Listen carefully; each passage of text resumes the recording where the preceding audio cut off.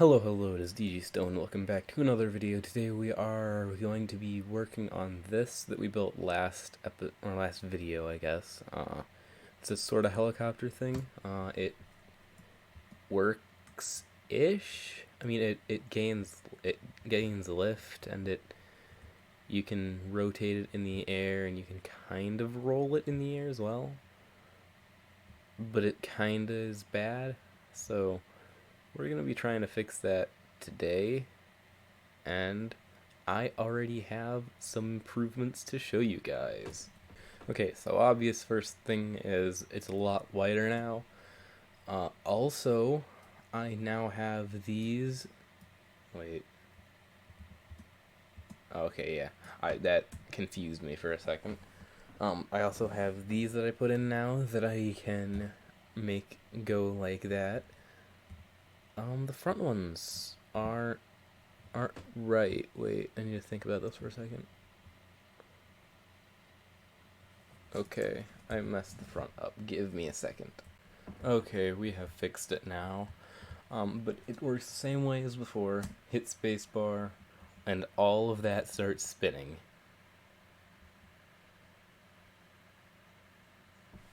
Then once you want to lift off, we can. It does fall sort of towards that side now. Oh, that's not good. That's not good at all. Wait, what? That's on a slider. Why is it not moving? What? Okay, I fixed that small issue in the thing, but once again, yeah, spacebar to get it all spun up. Then we can lift off, and then we can roll it like that. But I noticed earlier, when I was actually building this thing, that if I try to do anything aside from rolling it, it kind of wants to, like, kill itself, I guess, and it just, like, falls over. So we're going to be trying to remedy that today.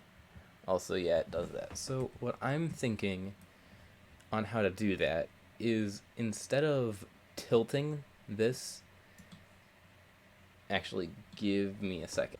So I'm thinking more, instead of being able to rotate this on, that's the wrong tool.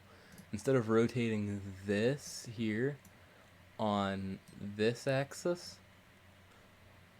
and having it tilt these up and down, we want that to be able to slide. So we want the entire thing to move in both directions, and that will hopefully be providing more lift on one side than the other, and it'll off-center it, and it'll kind of rotate. I might have to tweak it a lot, because I'm not sure how much lift being on one side is going to off-balance it. I know it will, but I don't know how extreme it's going to be. So that might take a lot of tweaking. So let's try to get right into that. Okay, first change I made was removing all the supports there and replacing this midpoint that was here with a slider. So basically what that slider's going to do, if you don't know, is let that entire thing slide on that one frame there. So it's going to get really wobbly really quickly. I actually do want to test, though. I want to see if having this spinning is going to, like... Wow, okay, that's working a lot better than I was anticipating it, with just no other thing up there. So what if I lift... Oh, okay. Yeah, telling it to go up with that is bad, so we're going to have to change that. And with that, we can now move it side to side. I was just flying it, kind of. Oh God, what happened there? Oh, nothing happened there. It's just kind of warping, I guess. Is that still gonna work? It should. It just... What? That's kind of fishy. I didn't ever notice that before. Never mind, I know what's causing it. What was causing that was that we weren't properly braced there. But yeah, it does move side to side. It does roll the way I'd like it to. The only problem is that since it has only one propeller, when it's, well, I guess that's a bad example of it, but when it's in flight and kind of moving at a decent speed, because it only has that one propeller, it likes to bank to the left or the right. I know my left from my right, trust me. It likes to bank to that direction. So as you can see from here, it's just falling. That was a bad example though. Also, that is a problem that happens occasionally. The the rotor there just seems to have just said not and just completely left that. So I'm gonna have to brace that more. And then there we go, we're back on. But we're back on the ground. Hopefully that little tweak will fix it. I basically just went through and braced it to the slider. But yeah, when I get going fast, I pretty much have to have the rotor put as far right as I can to keep it from just going in a spiral right. So I might have to switch my way of doing this up in a future episode of this whole saga.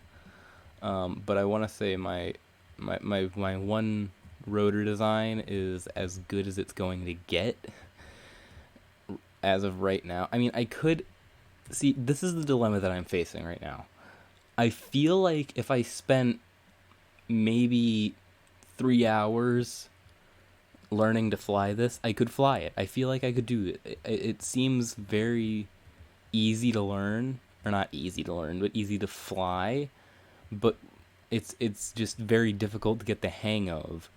So my dilemma here is I could spend the maybe 1 hour, maybe 3 hours learning it, or the one that I'm gonna go with, I could spend that 3 hours. Yeah, see, it's just going into a downward spiral every time I get going quickly. So I can do that, or I could make an entirely new system that uses 2 rotors like this, one in the front and one in the back, that spin in this and generate lift in this way. Because I can't really stack these vertically. I mean, I probably could if I spent like enough time engineering it, but I'm not good at that. This system of lift and stuff took me like a good while to even think of the way to do. But I'm fairly proud of it right now.